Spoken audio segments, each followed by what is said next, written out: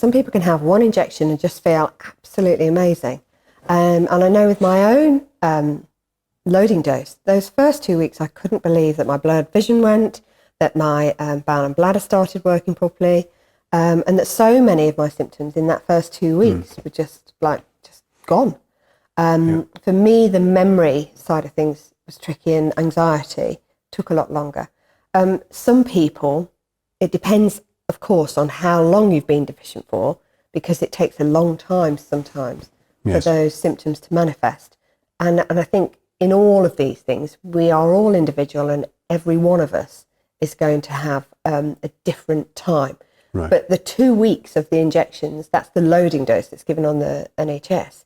Oftentimes people do great in that first 2 weeks, and that's when the GP waves them goodbye and said, I'll see you in 3 months for your next one.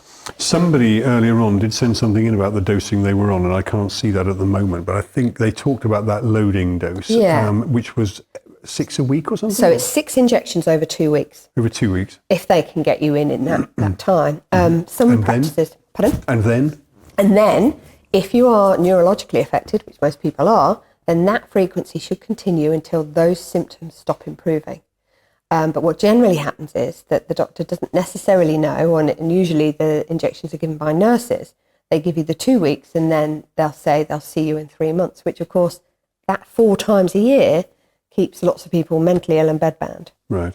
So after six injections in 2 weeks, for as long as it takes, what is the maintenance dose after that? Well, the maintenance dose at the minute, if you look at the CKS summaries, is every 2 to 3 months for neurological symptoms.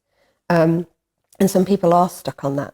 And my personal health was not tolerating that in any way. So I've been on weekly B12 injection for 11 years and have managed to fight to keep that. Certain times another doctor will come in and try and change that and lower the frequency, but I have to fight to hang on to it. So everybody's different. Everybody's, their lives are different. You were talking about, traumas or stresses. If you take, if you are a drinker or if you're a smoker, then your need for B12 might be more.